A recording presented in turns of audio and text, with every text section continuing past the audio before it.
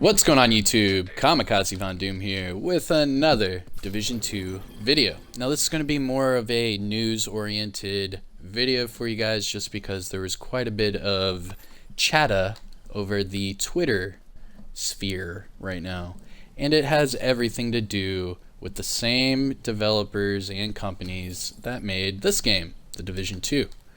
Now, for all of you that don't know, today, Lucasfilms Games, which is the new department of Lucasfilms that is all about the gaming aspect of it, so all video games revolving around Star Wars are going to start not being, developed and ran by EA, but instead will be ran and developed by other companies. More particular, there is a new open world Star Wars game that they have just announced that will be developed by Massive Entertainment and Ubisoft. So Ubisoft and Massive are teaming up with Lucasfilm Games for this open world Star Wars, and it sounds amazing. Now in this video you can see we're in the Dark Zone. This is me and Rogue Gaming UK. He's a fellow content creator on the old YouTubes, so I'll probably have a link to his channel in the description. But through all this noise, there's a lot of questions and theories that are popping up. So I wanted someone else to be with me so that we could just bounce this off of each other for a little bit. Oh, looks like some mortars, nice. And just go from there. Now the build I'm using is the build I released yesterday. This is my first Bighorn build with the True Patriot Hybrid and Memento bag. We're just farming the Dark Zone because right now in Dark Zone West it is lightweight machine guns, LMGs, and I need a God-rolled Pestilence. But yeah, so let's go back to the news.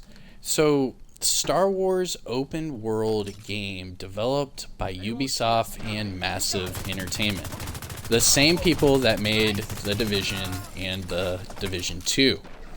Now the cool part about this, and I'll have Rogue Gaming pipe up as well, is that through Twitter, what I noticed personally is certain key developers piping up out of nowhere on Twitter sharing this information.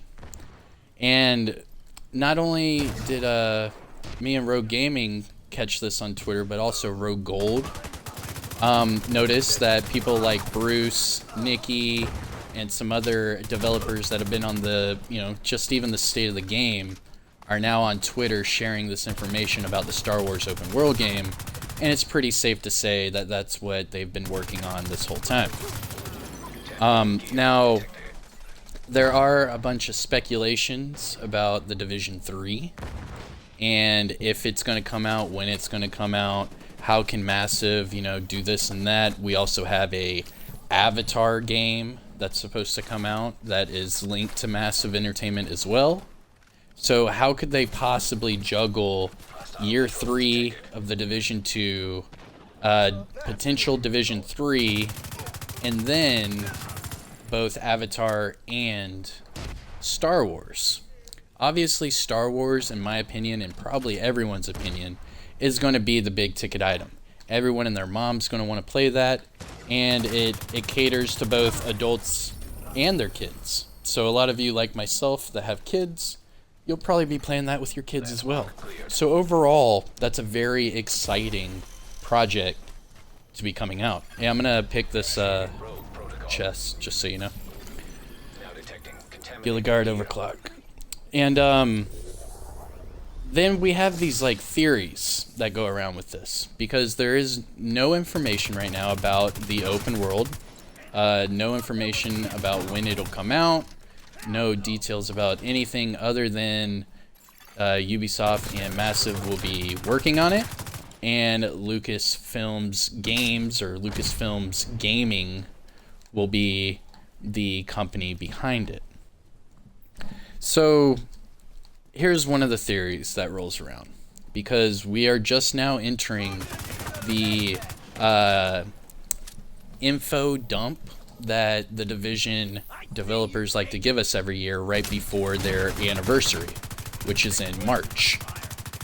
So I think it was Division Academy on Twitter started speculating that around the second week of February, we will get some sort of news revolving either Year 3 or the Division 3, which kind of checks, because in the past we were getting those, info dumps around the same time every year. Think about it kind of like Call of Duty, where this, in November every year you're going to get another Call of Duty no matter what. I mean, it's been that way for 10 plus years now.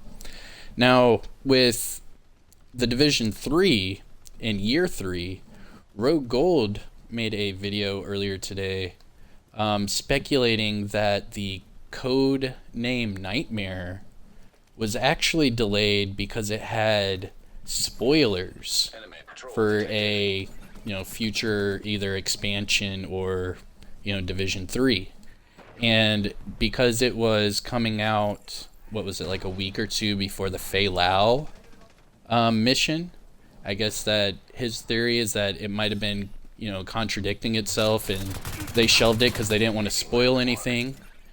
And then of course there's more speculation about how the Division 3 might just be shelved completely because the competence of Massive Entertainment not being able to develop Avatar, Star Wars, and Division 3 at the same time. Yeah, that's what I said. And then I think who else was it? Bond Diesel?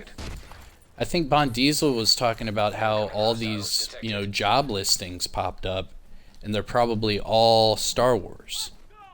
And the speculation prior to that were they were all Division 3 job listings. So now it's, I don't know, man. So what do you think about all this? That was what Epic was saying about a good few weeks ago on Massive's website. Like potential Division 3 or whatever. And I think we were all like that when we saw Epic's video. Like, yeah, could well be right. It makes sense. Towards the end of Year 2. But now, it's almost interesting at the same time, because Redstorm changed their Twitter banner to a manhunt rest. Or it's a manhunt or a rogue hunt, right? Mm-hmm. So I noticed that really quickly because I was on my PC at the time. I was like, oh, that's interesting, right? So I was like, just like the Division 1, yeah. Remember towards the end where Massive were focusing on Division 2 with the other few studios. Redstorm already had done the PvP foundations of the Division 2, and they still had resources left over, so they came back to the Division 1, along with Ubisoft Leamington / Reflections in England.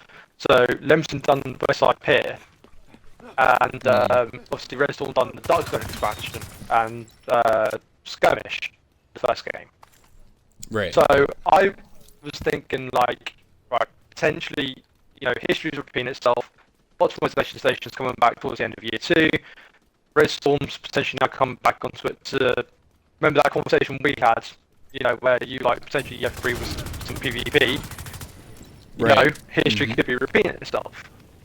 Well, news today with Massive and Lucasfilm, I'm thinking, well, now could potentially Redstorm, because they're hiring a AAA character programmer thing, could Redstorm now, with Terry, be taking the reins or the mantle of the Division for a while? Interesting. Over Massive. Over Julian Garrity, right? Because Julian Garrity was named, I believe he's named creative director for that Star Wars open world.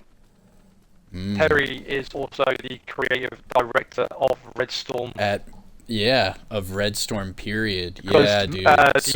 Ubisoft E3, when they when they announced the Division 2, when Terry came on stage, and just like Rogue Gold's video about Codename Nightmare, if we go back to prior to Warlords of New York, Terry actually pretty much dropped Warlords of New York with the whole manhunt thing when he was on stage. So that, in my opinion, Warlords of New York should have been episode 3's content outright, not a paid expansion, just because of the way even Terry came out of it at E3. Well, oh yeah, right. The way that? they first mapped year 2, right? Okay, Yeah. I'm following you. So let's recap what you're saying here. So Redstorm, notably, has worked on all the Division games Ghost Recon as and well. other Tom Clancy games where PvP is, it's not bad. I mean, it's not the best in the world, and it's not the greatest in the world, but it's not bad. Of course. Ghost Recon's not bad. The Division 1's not bad. Hold on a Obviously, minute, the Division 2 Didn't is a Redstorm little make bit that worse. Deadpool game? They might have. I'm pretty sure that was Redstorm I that love made that game. Deadpool game, by the way. I do love a good Deadpool. Anyways, so what we're saying here is that Redstorm, a couple months ago, changed their banner on Twitter that was a rogue icon from the Division 1. It led everyone, including myself, talking about it, because they wouldn't just do that out of nowhere. Obviously, it was for a reason, and there were other developers from Massive that were getting more and more quiet, and now we know why. Nikki just piped up today on Twitter for the first time about video games in a while, and so did Bruce. Yeah, I know. And so did Bruce just had that emoji, like, and it's like, well, you've been this whole time. Right, and then you remember the YouTuber that went over there to work for them, Recklessly. Right, so even he piped up today and was talking about it. So maybe he's been playing it, or playing with it, or trying to test something. But still, I mean, it's just concept alpha stuff, really. Right, but even if it's just like game movement and just like motions, and just seeing, does this speed work with strafing? Does this speed work with going into cover? Well, what about looting boxes? From my understanding, things like that. Right, whatever this Star Wars game is, it's an untitled, untouched project from whatever EA would have originally been working on, so to speak. So okay. I mean, yeah, like Massive and everyone will put their takes on it. But there's so many scrapped Star Wars games. What if EA.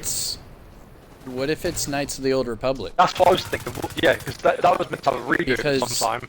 Knights of the Old Republic is a title that has a massive following. And it's an open world. And not only that, but RPG Knights of the Republic 2 was so big that they reopened the servers a few years ago. Yeah, it's just so people could play it on Xbox. Right.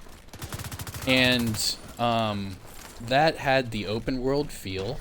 It had the Star Wars where it wasn't, your typical, Yoda, Darth Vader. But it was something you could Old play. Republic, like where your character could go either pure light side or pure dark side or somewhere in between. Right. So either you could be a Jedi or Sith, choose something like that. So my thoughts are, what if they're making a new Knights of the Old Republic with just updated everything? You know how sick that would be? Yeah. I would jump on that in a heartbeat. I agree. Like, not only that, but I'd have my kid play it right there with me. He could be, a little Grogu, whatever. Yeah. He could even be a Mandalorian. Like, it wouldn't matter. That would sounds amazing. When I first heard this story, knowing that they're doing 5 Disney Plus shows to go with Mandalorian, plus another handful of movies that they're doing. Yeah. Not only that, but now the whole Boba Fett, where he's been glorified again. Now his fan base is getting even stronger than when it was before. I feel like because there's a John Favreau who done Iron Man. Yeah. He makes it. Yeah. I feel like Jon he's Favreau. retconning like so much stuff. I was like, nah. Well, what it is he's a fanboy. Yeah. So he's doing everything that he would want to see as a fan. And he's a great director, so then it just makes it pop even more. But we're going a little bit further. Yeah, we've jumped a little bit off the top. Now, this being, it could potentially be a Knights of the Old Republic. That's cool.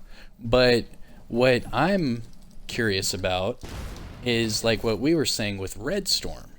So say say, you're Julian Garrity and Star Wars Lucasfilm walks in the door. Hey man, I know you're working on this, but we're taking Star Wars away from EA and we want you and your team to do the open world for our next Star Wars game. You know how fast he probably jumped on that? Yeah. He probably jumped on that so quick. What gets Not me only is, that, what's hold the on, cash grab on that? So now what if they did this a year ago? You know what I'm saying? Oh, and then What I guess if- that's now. Right. What if, because these developers have been gone a while. We haven't seen anything remember- from Nikki since Warlords of New York. Remember which early was about last a year? year ago. Before Terry put over Twitter like Redstorm and him were leaving the Division franchise for a while. Not like they were never going to come back, but they're leaving to work on some other stuff. And Hamish kept saying, "I'll stay at the game for like a good 4 or 5 months. We'll get Redstorm on. We'll get Redstorm on again. We'll talk about PvP, right? False promises again and again, and then a little in-house team at Massive for probably like, I don't know, 5, 10 people maybe, including Bruce working on PvP. You're not PvP guys. You might play it every now and again when you're not in the office, right? But you don't show to the community that you're PvP players. You get what I'm saying, right? Like, Yeah. do you remember like back in Division 1, Hamish and everyone, they'd go in the dark zone, right? And because of, oh, you're a hacker and all that, report you, and they just get gangs and they didn't like it, they didn't like PvP in their own game because they were shit at it. Yeah. I mean, Yeah, well, so my thought is that they probably knew about this a while ago. likely, Signed yeah. on. Where Terry and Redstorm's like, look, PvP and the way we would do Division 2 is this and this. But then they probably got hit with a curveball like, hey, Massive is doing Star Wars. You guys need to start working on Div 3 now. You guys don't have the manpower for it, but you got to start on it right now. Do it. And then they started getting all those other Genuinely, job offerings. I wouldn't be shocked if that would be the case. However, if it's not Div 3, what about that Warlords of New York expansion Dark Zone that's supposed to be there but it's not there? What about if they would not finish that off? And that's a great segue, dude. So let's not even talk about Div 3. Let's talk about Year 3. So maybe they were just given the reins just to do Year 3. And they took that whole year off just to focus on Year 3. And then that goes right into my, however month-old theory that we're getting PvP in Year 3. So how many of the hardcore, right, because let's face it, the launch of this game, the devs went to PvE endgame focused. You just admitted you fucked over your loyal, hardcore PvP player base, because they did, because so far in this game, at launch, nothing was appealing to, the outright hard PvP players. The tiny dark zones were just not it. They were good for the casuals, but not for the, you want a shit fest of a, DZ to play in, so to speak. Mm-hmm. Like, do you remember when Drew said on State of the Game, they tried, what was it, like a 18, 20 player dark zone, they didn't like it was too much of a slugfest. When we, as the players, saying, that's what we want, that's the dark zone Division 1 feel to the game. Like, you go on Division 1 now, you go into DZ, it's max capacity servers, whether you're on console or PC or not, and it's just rogues, manhunts everywhere. It's a slowfest. It's fun. It's frustrating and fun. It's literally what a dark zone is. Yeah, and I agree. I think there's a... Dude, if Year 3 comes and Terry is flying a rogue flag in the air saying we got a dark zone for Year 3, this is our expansion, and all of the missions and whatnot are just to build the lore on the new dark zone. Yeah. That'd be sick. My suggestion would be, and whether it's in the works or it's not, you get Leamington or Reflections back, get them to make some sort of incursion mission again, bring the world tiers up to 5 for legendary, so it's a 5 heroic, You know, bring every mission up to legendary difficulty for standard NPCs. I mean, I know we're all sick and bored of playing the same missions all over again, right? But how many people are bored playing legendary on Summit against the same factions, right? Just give us the options to play that level of content difficulty anywhere we want to play it. Right, just give us the global setting of legendary. Yeah. And then eventually, if you're going to do another expansion, with that being said, give us a power level increase. Go back to gear score if you have to do it, or do it up to where we're at level 4 right now. Do it to 100, right? Do it to where you get to like max level, right? Brand sets, gear sets, all the stat attributes go up by like 5-10%. Right? Give the player that power fantasy we had in Division 1, because Terry and Redstorm loved that idea of make the player powerful, right? Like, how many times could you make a fully hexotic build, right? Or oh man, a hexo build. Oh my gosh, I forgot all about all those hexo variations, builds. you know, crazy exotic combinations. You know, Terry could just say with Leamington or Reflections, fuck it, unlock exotics across the board to the player, make them feel powerful.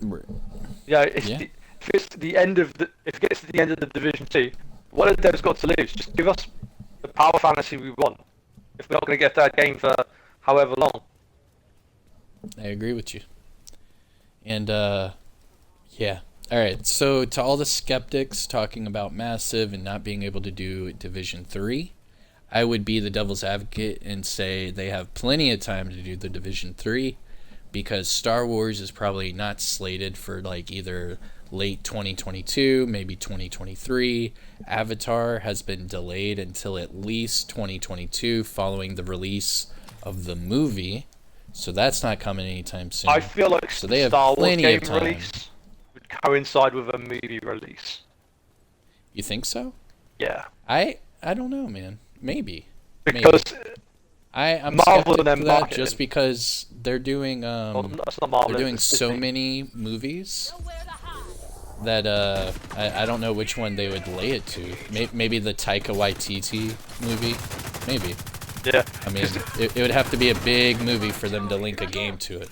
Because typically fails. Before you had Disney Plus or that thing, right? You had Agents of Shield that tied in between every Marvel movie. So just before and after every Marvel movie, particularly like an Avengers movie, they used to tee up the Avengers movie a little bit like Age of Ultron with the helicarrier. Like it was on the show, like Coulson basically hides it away when Shield falls. And then in the movie, you got Nick Fury showing up with a Shield heli or the helicarrier. So, like they used to tie their TV shows into their movies quite a lot. Yeah, and they're going to even more with Disney Plus. Yeah. Yeah, and it wouldn't surprise me if they were to tie that Star Wars game's release in between a movie release, if you know what I mean, to maximise on sales and marketing. Very true.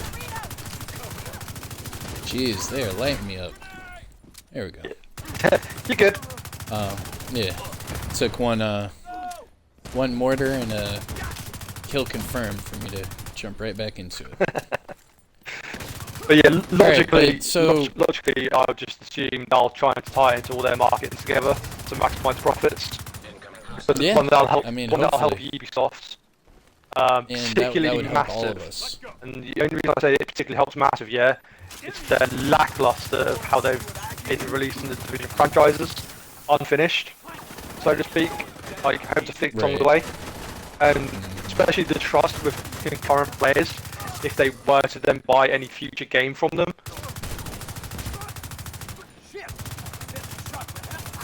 I mean, that's true as well. I think that Star Wars is such a big brand that I don't think it matters. I think it could be its own thing, and I think if they called it Knights of the Old Republic and did nothing else but just call it that, I think they'd have millions of people on board immediately. Definitely. Because Knights of the Old Republic has such a huge cult following. There's still active groups on Twitter, Facebook, whatever. I mean, I mean, People love I those never really games. played it, but my best mate did. So like every time I'd go around, he'd be playing it, and then he'd jump off it, and it'd just be like just our Halo sessions, like every night. Hmm. Status removed. But I like, mean, well, so what it was is it was so long ago that not a lot of newer age players understand that reference. Yeah. So if they could revive that, obviously that's speculation.